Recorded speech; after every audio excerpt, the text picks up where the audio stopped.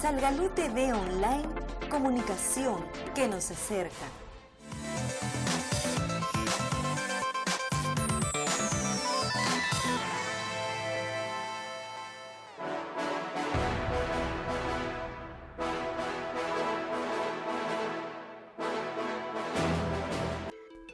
En su mensaje a la nación por Fiestas Patrias, el presidente Ollanta Humala se refirió brevemente a los temas relacionados a la atención y desarrollo de la infancia. Hubo importantes ausencias en este tema. En su mensaje presidencial, Humala dio algunos datos de lo hecho en aspectos como educación y salud, pero no abordó a fondo la situación de la infancia y las políticas públicas a su favor, y faltaron indicadores claros de metas. En el tema educativo, que Humala definió como el más importante servicio que un Estado puede ofrecer a sus ciudadanos y aseguró es una vía para la inclusión y una palanca para el desarrollo, el presidente señaló que se ha ampliado la cobertura en educación inicial en 2.000 comunidades que antes no tenían acceso a este servicio. Indicó que esta ampliación es parte de las acciones del gobierno para cerrar las brechas existentes en la educación de los niños entre 3 y 5 años. Sin embargo, el presidente Humala no dijo cuántos son los niños que van a recibir educación inicial en estas 2.000 comunidades, ni cuántos son los que todavía no acceden a ella en las comunidades rurales. Según datos oficiales, el 25% de los niños entre 3 y 5 años no acceden a educación inicial, lo que significa que hay alrededor de 500.000 de niños de esta edad que están al margen del sistema educativo. El presidente Humala mencionó el tema de la desnutrición crónica infantil, pero fue una referencia breve, en la que dijo que la reducción de la desnutrición infantil es un eje importante de su gobierno, pero sin profundizar en el problema, ni mencionar metas de reducción de la desnutrición crónica infantil, ni las políticas específicas del gobierno para reducir los niños de 0 a 5 años con desnutrición crónica que hay en el país, que son más de 500.000. En su mensaje presidencial, el presidente Humala dio algunas cifras sobre los programas sociales dirigidos a la primera infancia. Dijo que el programa de asistencia alimentaria escolar Jali Warma atiende a 2,5 millones de escolares y anunció que en el año 2014 debe llegar a 3 millones. Señaló que el programa Cuna Más para niños menores de 3 años llega a más de 56.000 niños. También aseguró que su gobierno destinará 4.500 millones de soles en el interior del país para la ejecución de 822 proyectos de inversión pública de agua potable y saneamiento en el interior del país, los que, anunció, beneficiarán a corto plazo a más de 4 millones de personas. El presidente no tocó en su mensaje el grave problema de la anemia infantil y su preocupante incremento en el último año. Fue poco lo que el presidente Humala dijo sobre la primera infancia en su mensaje de Fiestas Patrias. Y lo poco que dijo se centró en dar cifras de lo hecho, sin profundizar en metas y políticas públicas. Esta fue una de las grandes ausencias del mensaje presidencial de 28 de julio. El discurso del presidente muestra claramente de que no hay un plan de gobierno a mediano y largo plazo, sino se está gobernando por la coyuntura. Quiero mencionar lo que dice el padre Ricardo, una vergüenza nacional, cierto, y es mucha más vergüenza, un escándalo mundial que tengamos 54% de niños desnutridos.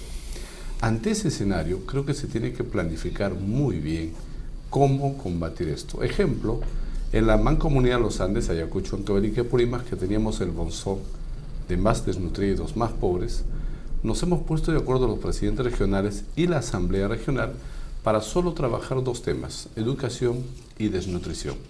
Y en 2 años hemos sido el bloque del país que hemos reducido muy bien lo que es desnutrición y hemos mejorado en educación, con políticas regionales. Lo que pasa, creo, en este momento, y creo que ahí está la muestra del discurso, es que las políticas de gestión, de desarrollo, de los ministerios son muy fofos, muy sueltos. No están enganchados con los planes de gobierno de las regiones y de los municipios.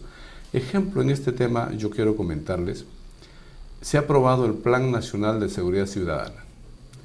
donde se involucra a los presidentes regionales en la reunión, pero cuando se le observa y se le dice, mire, no es un plan nacional, es un plan del Ministerio del Interior, esto tenemos que hacerlo más completo, donde se habla mucho, por ejemplo, en el plan de la inmoralidad que existe, de la corrupción que existe en la policía. Y nosotros decimos, pero no solo en la policía, el Ministerio Público hay más corrupción que quizá en la misma policía, en el Poder Judicial. Y esta mesa no va a funcionar con una pata, tiene que ser completo. En la sociedad misma la corrupción está metida, en la clase política, etcétera, etcétera. Pero creo que hay un celo, no sé si del presidente o de los ministros, de querer ver a las regiones como aliados. Ejemplo, cuando el presidente dice hemos incrementado la cantidad de niños de 3 a 5 años en lo que es atención, es trabajo también de las regiones, porque educación está en manos de las regiones. Pero se quiere soslayar sistemáticamente de que no, todo es gobierno central. Y cuando se dice no hay presencia del Estado, ¿dónde no hay presencia? El municipio distrital es parte del Estado y ese municipio está ligado a la población más pequeña, sino que entendemos que el ministerio tiene que tener presencia para que aparezca el Estado, y no es así, el Estado es toda la estructura. Creo que hay en la clase política o tecnócrata celos de que las regiones se paren con cierta autonomía y puedan generar desarrollo como se está generando. Nosotros por eso siempre planteamos descentralización fiscal, porque hasta ahora se cree, como bien lo dice el padre también, que hay pueblos muy pobres. No sé si son más pobres que el resto, porque todo se concentra en lo que es tributación en Lima. Por eso insistimos descentralización fiscal. Por ejemplo, voy a poner el ejemplo de Huancavelica. Huancavelica es la región que más genera energía hidroeléctrica, donde se factura todo en Lima. Ellos ni la ven. Creo que tiene que haber una propuesta seria de desarrollo, pero no considerando a las regiones como los beneficiarios de la voluntad de Lima. Más al contrario, este país se va a construir desde las regiones. Y creo que ese mensaje tiene que ser claro en la clase política de Lima. Yo creo que no hubo suficiente énfasis en esto, ¿no? Esto es una vergüenza nacional. Tengamos niños que se mueren empezando a vivir, o sea, ni siquiera han podido desarrollarse.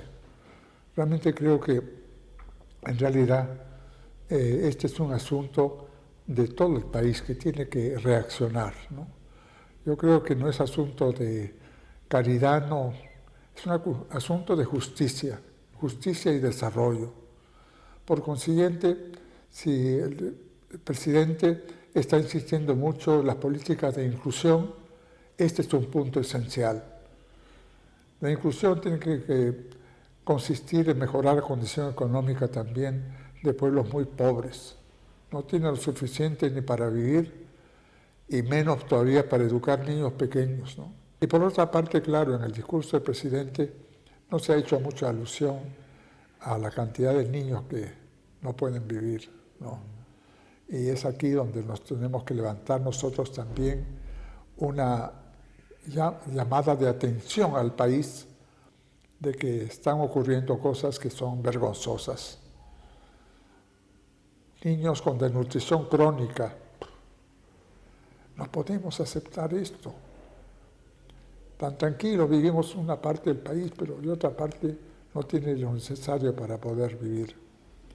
Entonces, mis queridos amigos, creo que es muy importante que no dejemos pasar este momento de la patria para preguntarnos que parte de nuestro honor, de nuestra alegría al celebrar la independencia del Perú, es que también nos independizamos de la miseria y de la pobreza.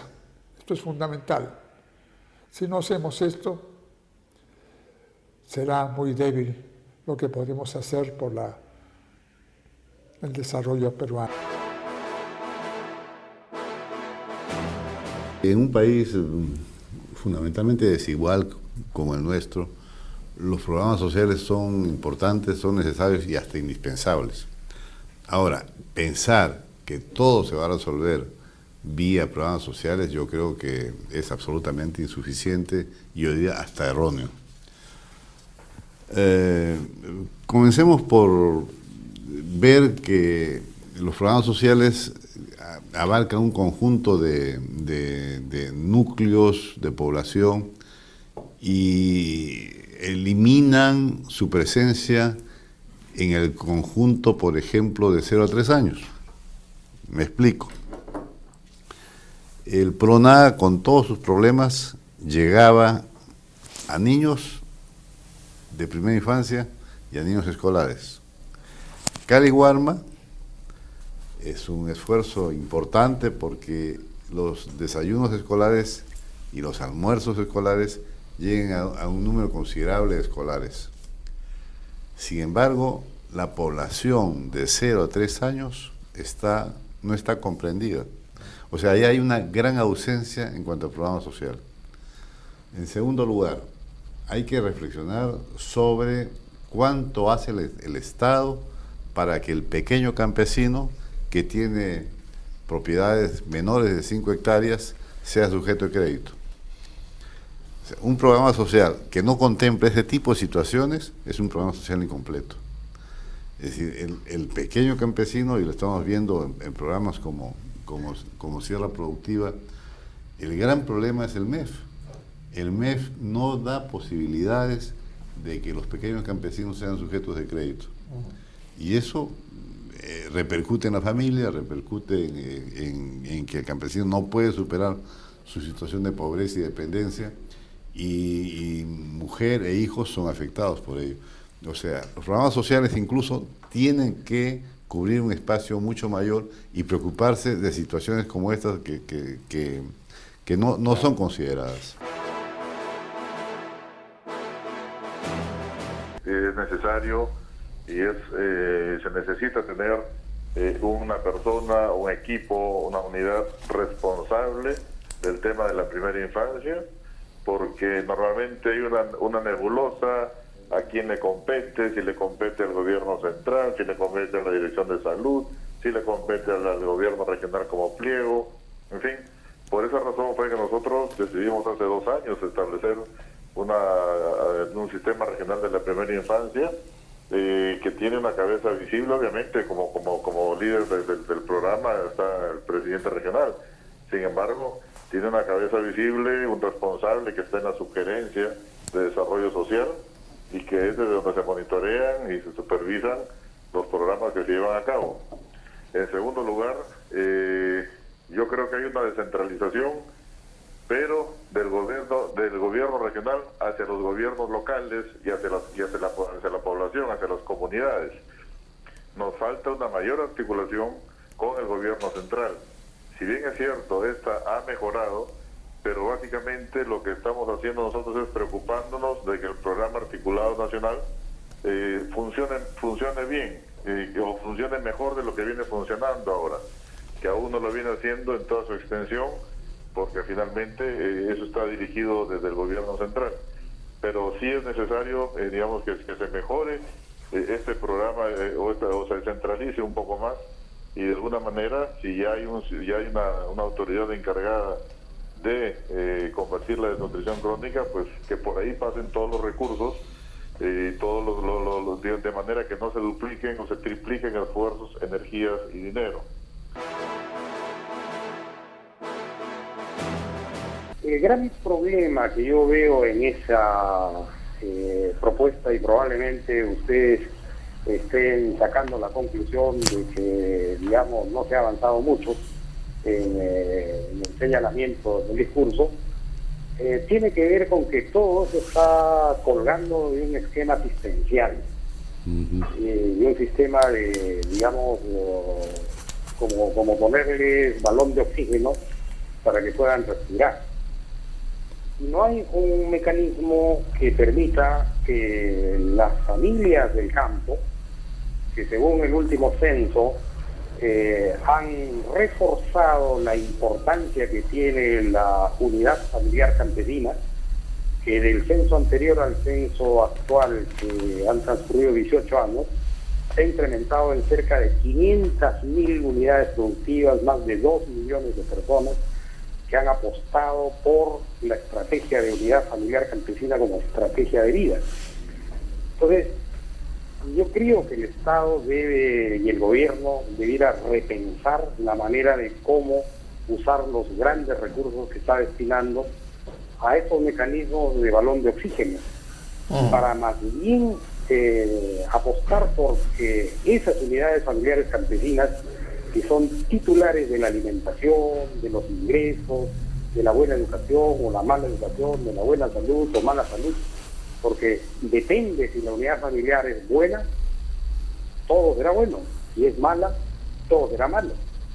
Entonces, a hacer de que las políticas públicas puedan, en función de que cambien los sistemas productivos, instalando tecnologías y mejorando conocimientos, y puedan, de economías de subsistencia o sobrevivencia que ahora tienen, dar un salto a economías emprendedoras que les resuelvan los temas de buena alimentación, porque, digamos, así se distribuya este balón de oxígeno contratando a las mejores empresas que les hagan llegar alimentos, eso es imposible de que reemplace lo que la madre debe comer todos los días, como 5 ensaladas, digamos, de por lo menos 4 colores, durante todo el día, mientras está en proceso de embarazo, para que la criatura que está albergando en su vientre pueda tener los nutrientes suficientes que alimenten su cerebro.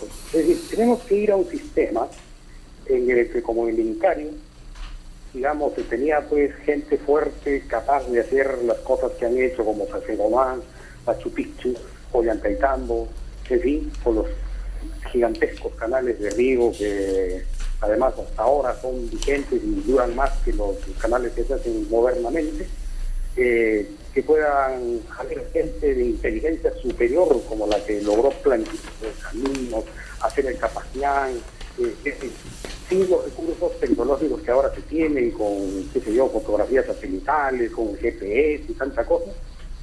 Y todo eso está con cerebros y constituciones físicas alimentadas por un menú de productos de alta calidad nutricional. Es decir, la alimentación es la que hace a las personas.